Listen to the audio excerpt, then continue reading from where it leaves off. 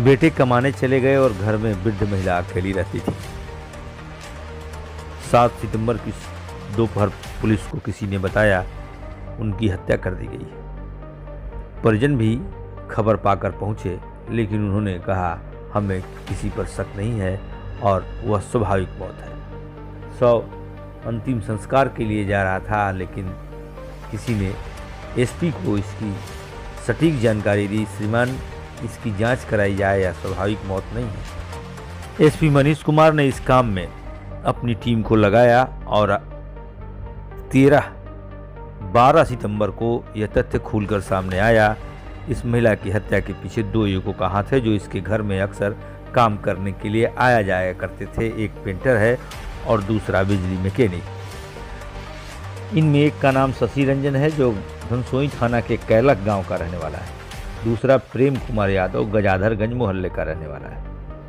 हालांकि इनका पुराना इतिहास नहीं है। आइए सुनते हैं एसपी मनीष कुमार ने मीडिया से हुई बातचीत में क्या बताया। घटना की सूचना 7 तारीख के दोपहर में प्राप्त हुई कि एक बूढ़ी महिला है, उसकी गला काटकर हत्या की गई है।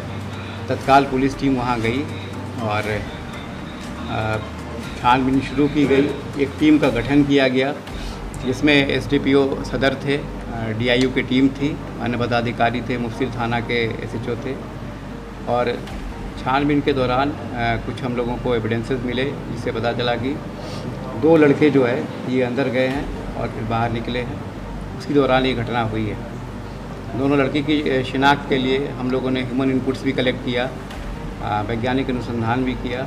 इसके आधार पे 2 लोगों को हिरासत में लिया गया, पूछताछ किया गया। दोनों के द्वारा अपनी संलिप्तता इसमें स्वीकार की गई और इन लोगों के द्वारा जो कपड़े पहने गए थे वो रिकवर हो गया।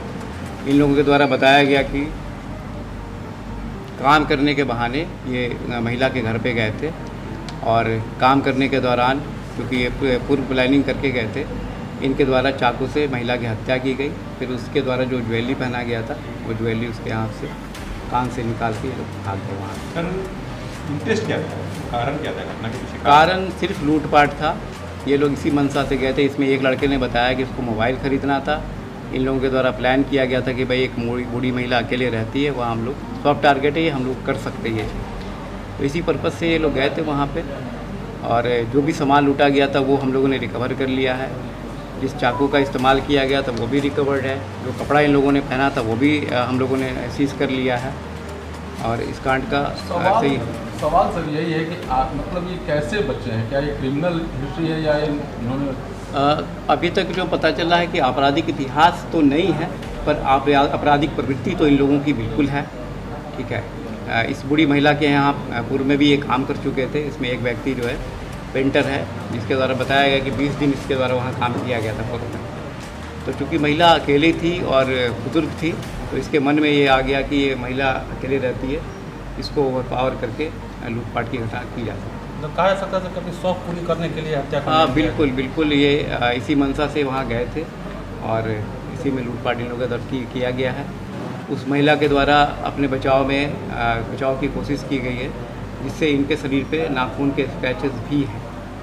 सर, ये रहने वाले कहाँ के हैं दोनों? और ये दोनों वहाँ से 3-4 किलोमीटर दूर है लक पे, वहाँ पे रहने वाले हैं। बक्सर में क्यों रह रहे हैं? ये एक धनसोई का बताया जा रहा है जो काफ़ी दूर है यहाँ से। ये बेसिकली पेंटर था और पहले भी पेंटिंग कर चुका था। फिर इसको महिला के द्वारा ही कार्य के लिए बुलाया गया। रोजगार की तलाश में। हाँ, तो ये घर में कुछ काम करने के बहाने से ही आए थे, एंटर किए थे और काम करने के दौरान ही 1 घंटे बताया गया कि 1 घंटे तक इन लोगों के द्वारा काम किया गया। उसके बाद महिला को ओवरपावर करके पहले उसकी हत्या की गई, फिर सामान लूटा गया। सर, ये पेंटिंग के बहाने गए थे या फिर कूलर बनाने के बहाने? कूलर बनाने गया था। बोला कि कुछ सामान भी मंगवाना था महिला को, फ़ोन करके बताई। एसपी से हुई बातचीत का अंश सुनकर आप समझ गए होंगे कि किस तरह कमलावती देवी की हत्या हुई। लेकिन घटना के दिन जब 7 को यह तथ्य सामने आया, तब मौके पर पहुंचे उनके पुत्र ज्योति प्रकाश ने कहा हमें इस पर शक नहीं है, यह स्वाभाविक मौत है। आइए सुनते हैं उस दिन का वह वीडियो जब पुत्र की बातें ही संदिग्ध लग रही थी। मेरी माँ का देहांत हुआ है। मेरा नाम ज्योति प्रकाश है। मैं एफओ से रिटायर्ड फौजी हूँ, लेकिन ये पुलिस प्रशासन ज़बरदस्ती, पता नहीं इनको कौन बताया है, कैसे हुआ है, मुझे कोई शक नहीं है। हो भी सकता है, नहीं भी हो सकता है। लेकिन अब जब पुलिस बोल रही है कि कराना चाहिए किस आप, तरह से हुआ, मतलब हृदय अब ये कैसे, मैं डॉक्टर नहीं हूँ कि मैं बता पाऊँ। मुझे कुछ नहीं पता है कि वो बस मृत पाई गई हैं, और वो भी मेरे रेंटर को मैंने कॉल करने के बाद पता चला कि वो मृत हैं। तब जब हम लोग देखे, वीडियो कॉल से देखे, फिर हम लोग अपना अच्छा, दोनों भाई यहाँ अपने अकेले अपने, रहती थी? हाँ यहाँ अकेले रहती थी, कभी मेरे पास कभी भाई के पास रहती थी। आप कहाँ अभी रहते? मैं दानापुर में रिटायर्ड करके अपने बच्चों को पढ़ाने के लिए दानापुर में हूँ, दूसरे जॉब की तैयारी कर रहे हैं। मेरे छोटे वाले भी बैंक में हैं, लेकिन अब पुलिस प्रशासन को शक है तो हम पोस्टमार्टम करा रहे हैं। उसके आगे जो पुलिस प्रशासन जैसा बोलेगी। 65 प्लस थी। हालांकि अब तर्क वितर्क की गुंजाइश नहीं रही। हत्या में इस्तेमाल किए गए और चाकू, उन आरोपियों के कपड़े पुलिस ने बरामद कर लिए हैं, उन्हें जेल भेज दिया गया है। लेकिन हर घटना एक सीख देती है। अगर आप भी इन परिस्थितियों में रहते हैं तो सजग रहिए, सचेत रहिए। मिलते हैं किसी अन्य बेहतर खबर के साथ, तब तक के लिए आप सभी को धन्यवाद।